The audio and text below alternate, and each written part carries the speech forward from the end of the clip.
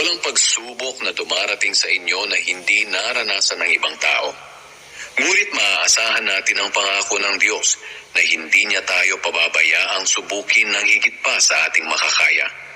Kaya kung dumaranas kayo ng pagsubok, gagawa siya ng paraan para mapagtagumpayan ninyo ito. Walang pagsubok na dumarating sa inyo na hindi naranasan ng ibang tao.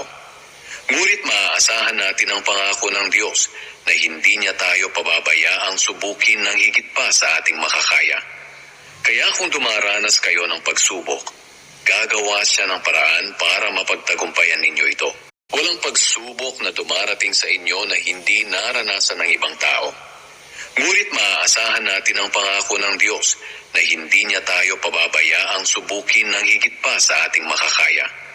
Kaya kung dumaranas kayo ng pagsubok, gagawa siya ng paraan para mapagtagumpayan ninyo ito.